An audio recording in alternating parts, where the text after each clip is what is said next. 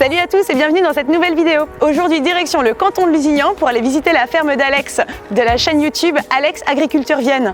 C'est parti! On se retrouve tout de suite chez Alex.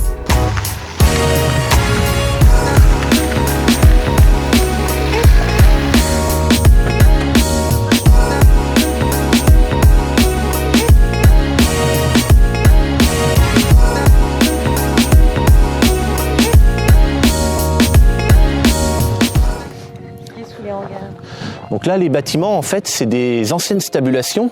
D'ailleurs, on peut voir sur les poteaux les ronds qui servaient à mettre les bouts de bois pour parquer les animaux. D'accord. C'est sur la ferme du temps de mes grands-parents, il y avait des vaches, des chèvres, des moutons. D'accord, c'était élevage aussi. Oui, c'était un élevage. Okay. Et ensuite, les vaches ont parti peut-être avant ma naissance. Ouais. Donc il y a un sacré bout de temps. J'ai connu les chèvres parce que quand j'étais petit, je me souviens d'avoir les chèvres dans les bâtiments là-bas, où maintenant il y a les poules maintenant qui sont dedans.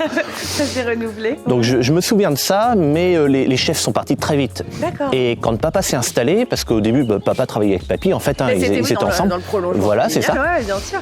Et quand papa s'est installé, il voulait pas faire d'animaux, donc tout est parti et il a fait du céral. Donc on a gardé évidemment les bâtiments, sauf que comme c'est des anciennes stabules et des trucs comme ça, c'est pas du tout adapté pour le matériel. Les bâtiments. On voit que des chômeurs, il est un peu limite en hauteur. Ouais, de toute façon, il est même pas stocké là, il rentre pas dessous. Oui, voilà, c'est ça. Donc le tracteur est dehors parce qu'il est attelé. Enfin, voilà, c'est les uns devant les autres. De l'ancien, mais voilà, c'est ça. J'ai en projet un bâtiment moderne, on va dire, un investisseur qui vient faire un bâtiment photovoltaïque ici. Donc c'est lui qui investit dans le bâtiment et moi en échange, comme c'est mon terrain, j'ai le droit d'utiliser le bâtiment. C'est le stockage qui te permettra pour stocker mon matériel. Et puis il y a beaucoup de bâtiments qui sont encore plus anciens à l'autre bout. Oui. Là il y aura plus rien dessous parce que voilà, ils sont peut-être on les démolira avec papa. Oui, les bâtiments d'élevage de toute façon c'était fait alors parfois très très bas quand il y avait du cochon ou de la chèvre. C'est vrai que c'est historiquement pas forcément l'idéal, surtout maintenant qu'on s'équipe de plus en plus grand. Exactement. Et moi ce que j'aimerais c'est que quand j'ai un outil attelé, tout soit à l'abri au moins, quoi. C'est ça. Que ça me fait de la peine, franchement, de voir mon tracteur qui est. Et le fait qu'elle n'est dehors, c'est vrai qu'en plus c'est moins. Moins sympa. Ah oui. Puis après on est assez maniaque avec le matériel. Alors c'est vrai que c'est bon. Ça c'est comme ça. On peut le garder au plus propre, c'est normal. C'est comme ça. Alors dans cette petite partie. Donc ici on a un Fiat 780. D'accord. Qui fait 80 chevaux. Il sert encore, c'est lui qui sème les tournesols, entre autres. D'accord. Il est de 84, la même année que moi. D'accord. Et il marche très très bien, il n'est pas du tout abîmé à l'intérieur. Tout est d'origine dedans. Ouais, en prenant soin. Tout est très très propre, les capitonnages, il n'y a pas une tache au plafond, rien du tout. Il est très très très très joli ce tracteur et je l'aime beaucoup. Ben oui, il y a l'attachement sentimental. Oui, bien sûr. Oui, puis c'est un tracteur qui vaut pas grand-chose à la vente ou des trucs comme ça. Il est fini de payer depuis et en même temps, il un nombre d'années.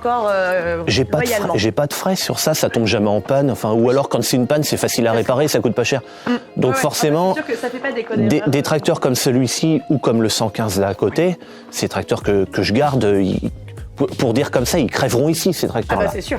Ils crèveront ici. Ouais. Ah il vaut mieux, maintenant qu'ils sont amortis. Et à côté, on a... Donc à côté, un Cirrus Amazon qui fait 4 mètres, celui-là. D'accord. Les disques ont été changés cette année pour semer les colzas. On voit que la crénure, elle est encore belle. Voilà. Des disques de chez Agri Partner. Ah, ben voilà. D'ailleurs, toutes les pièces d'usure, on prend chez vous, de toute façon. Oui. Depuis, papa était client avant, quand c'était Ganaille. Oui. Quand c'était Ganaille, papa était client, mais ça fait 25 ans que papa est client. C'est ça. Sachant que maintenant, on fête nos 60 ans cette année. Ouais, voilà. Ça commence à faire une sacrée longue histoire. Et donc voilà, semoir de technique culturelle simplifiée. Oui, parce qu'avant, on était en labour. Ouais. Alors il y a un petit moment maintenant, et puis semi au combiné herse rotative. Oui. Et puis pareil, papa lui avec papy, papy au bout d'un moment, voilà. Donc papa a fait des investissements pour pouvoir travailler seul. Oui. Donc notamment avec du semoir comme ça. C'est lui qui a lancé cette technique culturale. Oui. C'est pas toi en arrivant qui a voulu non. Non. Moi j'ai pionnier finalement dans le simplifié parce que j'imagine. Oui. C'est pas encore très répandu. Non, très conventionnel du labour, etc. Ouais, complètement. Ouais. Mais voilà, papa c'est pour simplifier le travail et puis aussi pour préserver papy évidemment. C'est sûr. Forcément. On se rend compte qu'on y passe forcément moins d'heures aussi à travailler. Oui. On a des résultats peut-être de rendement qui sont tout aussi bons. Oui, bien sûr.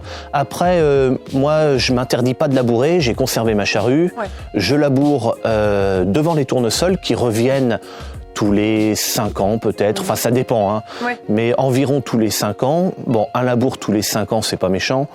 Et puis, on a vu des années où oui. la charrue, elle était quasi obligatoire dans cette Exactement. région, hein. Et puis en plus de ça, le labour, c'est quand même un bon désherbant malgré tout. Moi qui ai des problèmes de raies gras résistants, où si j'arrive à faire mon herbicide, donc moi je fais un herbicide d'automne, aussitôt semé, si je fais pas ça, c'est foutu. Hein. Alors un reprend et ça repile. Le ray gras, à partir du moment où il a 2 feuilles, 2-3 feuilles, c'est terminé. Il n'y a plus rien, plus aucun herbicide qui marche dessus. Ah, le réseau racinaire, il est coriace. Oui. Pour le faire passer, c'est vrai que c'est bon. Donc voilà, l'herbicide de printemps est extrêmement important pour moi. Et, c'est quasi obligatoire de toute façon dans certaines cultures. Et donc on a ce joli Fiat. Oui. Le Fiat qui est tout sale parce qu'il travaille, de toute façon. Voilà, on entretient beaucoup notre matériel. À côté de ça, on va pas le laver tous les soirs non plus parce que. Oui. On le voit dans tes vidéos, de toute façon. Voilà, c'est. Mais on peut pas forcément le passer. Non, mais de toute façon, voilà, c'est comme ça. Il travaille, il est sale, il sera lavé après, et puis c'est tout. À la fin des chantiers. C'est comme ça. Avec le pulvérisateur Berthoud, c'est une belle machine que j'aime bien. Oui. Elle est de 2007, mais voilà, elle fait le taf. L'inconvénient, par contre, qui m'insupporte, c'est les rampes qui viennent jusque devant la cabine. Elles sont, il y a une... Parce que, oui. Et en fait, alors il fait 32 mètres de large. Ouais. Il était en fait, on l'a acheté, il faisait 33 mètres. D'accord. Et comme on sème en 4 mètres, c'était pas compatible. Il fallait de toute façon essayer. Voilà. Donc, papa a coupé des bouts de rampe et ressoudé. Il a enlevé un jet. Ouais. Et ressoudé au bout, donc ça se voit pas en fait. Non, c'est ce que j'allais dire. Ça se voit pas au bout de la rampe. Le bon râle de. Ouais. Dessus et c'est vrai que c'est. Mais voilà, le problème c'est que l'anti-goutte, il marche bien. Oui. Mais quand ça replie, ça tape un peu, ça pisse sur la cabine. Et donc ça vraiment ça m'insupporte parce que les phytos, l'azote, parce que je suis en azote liquide en plus de ça. En plus. Sur les carrosseries, c'est pas. Ouais. Alors à chaque fois que le pulvé fait de l'azote, je lave parce que là je suis obligé. C'est très compliqué sinon. Et on a ce joli Catros. Le Catros avec le Deutz devant. Oui. Dont les disques viennent de chez Agri Partner aussi. Mais toutes les marques, c'est l'avantage, forcément. C'est que autant le matériel acheté chez nous, autant les matériels qui sont aussi de grandes marques. Le but, c'est de travailler avec les forges en direct pour les avoir, ces pièces-là. Voilà, exactement, ouais. Lui qui a travaillé récemment aussi. Oui, c'est lui qui a fait les reprises de labour. D'accord. Alors d'habitude, je le fais avec un vieux piocheur, une herse droite. Et puis cette année, j'ai fait différemment. Ça reviendra peut-être l'année prochaine, on verra. Parce que le vieux piocheur avec l'herse, il fait du bon boulot aussi. Oui. Donc voilà, ça dépend les années, ça dépend comment est la terre, ça dépend de plein de choses. De la fraîcheur du sol. Et voilà, je choisis la reprise aux dents ou la reprise au disque. Et puis voilà, c'est l'avantage d'avoir plusieurs... D'être assez polyvalent dans ces outils, ça permet de s'adapter. Ouais, voilà, c'est ça, j'arrive à choisir un peu ce que je veux. Donc c'est bien, tant mieux pour moi. C'est sûr. Et puis voilà. Et donc le Deutz, là, c'est le tracteur de tête, le récent. Voilà, c'est le plus récent. Le tracteur de tête, il est équipé d'une boîte Vario, donc c'est très agréable à conduire. Oui. Et c'est pas les mêmes conduites entre le Fiat et celui-ci. Oui, c'est sûr. C'est sûr. À côté de ça, voilà, on a eu quelques soucis sur le tracteur, mais bon, voilà, il y a des... C'est un bon tracteur en fait, mais le problème c'est que voilà, j'ai pas assez de mes 2 mains pour compter toutes les pannes qu'on a eues dessus. Et donc voilà, c'est. Il faut qu'il roule au moment venu quand il a le déchômeur attelé. Voilà, c'est ça. C'est déjà pas mal. C'est ça. Complètement. Donc, les bennes céréalières. Au fond, ah non, je vois qu'il y a un épandeur. Ouais, au fond, il y a un épandeur sulky qui est hors d'usage maintenant. Ouais. Il a servi encore l'année dernière. On l'avait bricolé, fait tenir un truc avec un bout de marteau. Enfin, c'était c'était la dernière fois qu'il Ouh là là, oui. utilisé. Oui. Ah, puis il est rétro là. On le voit, il a l'ancien logo. Oui, ben ouais. Il est de début des années 90. D'accord. C'est un épandeur qui a quand même très bien vieilli parce que c'est un épandeur à tapis avec un DPA avec la roulette, DPA mécanique. Ouais. Maintenant, ce que nous on va proposer maintenant, c'est de la pesée continue. Bien sûr. La coupure de tronçons, tout à fait. etc. Là, je pouvais fermer un côté ou l'autre. Bon, là, je pouvais plus à la fin, parce que les tapis, en fait, il y a deux vérins, et on faisait rétracter, donc le tapis tournait plus, et puis c'est comme ça qu'on coupait, en fait. D'accord. Mais voilà, c'était quelque chose qui vieillissait très mal. Bon, papa l'a très bien entretenu, donc du coup, il a fait très longtemps, mais là, ça y est, c'est fini. Là. On peut faire attention à son matériel, son obsolescence au bout d'un moment. Non, mais voilà, au bout d'un moment, c'est comme ça. Complètement. Donc là, on a deux bennes céréalières, 14 pour la rouge et 15 pour le bulge. En deux essieux pour les deux. En deux essieux, non suiveurs, deux essieux fixes. Bon voilà, les essieux suiveurs, c'est vrai que c'est agréable.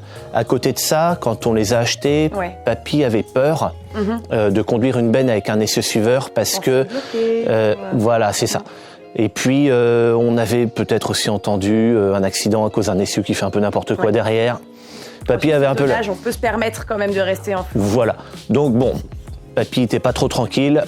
On a pris des bennes comme ça. Il fallait son aide pour pouvoir... Oui, bien sûr. Et puis franchement, ça gêne pas. Non. Ça gêne pas plus que ça. Ouais. Ici, entre les deux, le semoir à tournesol. Ouais. Alors, on peut plus... Il y a des options dessus qui font que maintenant, on peut plus du tout bouger les éléments. Donc, il est réglé à 60 cm. Ouais. Et le maïs que j'ai fait pendant 2 ans, l'année dernière et l'année d'avant, le maïs était semé à 60 parce que de toute façon, il est coincé. En fait, au départ, c'est un semoir qui faisait 5 rangs et c'est tout. D'accord. Et ensuite, papa a changé la grande poutre pour le passer à 7 éléments. Ensuite, il a mis les bacs arrière de granulés anti-limaces. Il a mis plus tard un deuxième jeu de roues, le semoir à 4 roues maintenant au lieu de 2 d'origine, des roues d'entraînement. Ensuite, il a mis les bacs de fertilisant. Et puis, même pendant un moment, il y avait deux traceurs derrière pour jalonner les passages de traitement. Mais là, ils ont enlevé parce qu'il n'y a plus de place à la poutre. Il a monté en grade sacrément, là. Les traceurs à disque sur les côtés, ils n'étaient pas du tout faits comme ça. C'était des petits traceurs à sabots qui traçaient dans la roue à la base. Il fut le temps de la mode du sabot. Voilà. Donc, papa avait mis un vérin. Parce qu'en fait, il traçait dans la roue, donc ça traçait les deux en même temps. Ils étaient posés tous les deux, mais comme ça traçait entre deux, en fait, ils étaient posés comme ça. Papa a mis un vérin, remis des machins plus longs pour pouvoir tracer au centre du tracteur, parce que passer sa journée comme ça pour surveiller la roue, ou dans l'autre sens, c'est chiant. Ça donne des maux de dos à la fin. Ouais, donc là, on est assis bien droit dans le tracteur, on regarde devant, et puis, c'est vrai que ça, c'est pas mal. C'est des outils qui sont au fur et à mesure retravaillés, parce que acheter à une certaine décennie, au fur et à mesure, les obligations culturelles demandent à ce qu'on puisse parfois avoir des changements qui se font. Mais c'est super intéressant de voir qu'un semoir qui peut avoir encore des années peut continuer à travailler même avec les techniques qu'on a de nos jours. Oui. Ah oui, celui-là il est vieux. Celui-là il est vieux, c'est un PNU en fait, un monocème PNU. Un monocème, Et oui, il est assez vieux. C'est les premiers modèles qu'on sorti. Il y avait les anciens PNU avec les bacs en métal. Oui. Et lui, c'est le modèle juste après quand ils ont commencé à faire les bacs plastiques. Le premier, ok. Ouais. Les bacs en plastique avec le dessus métal, et puis ces 2 éléments sont plastiques parce qu'ils sont plus récents forcément quand il est passé en 7 éléments. Forcément. Mais c'est un beau semoir qui marche très bien. Ouais. Et puis qui est toujours bien entretenu. Il roule pas très vite, oui voilà. Faut pas rouler très vite, 5-6 à l'heure maximum. Oui. Et puis c'est du sabot, c'est-à-dire que là j'ai roulé mes terrains à tournesol, mais il va falloir que je les reprenne parce qu'il ne peut pas semer si ça a été roulé. D'accord.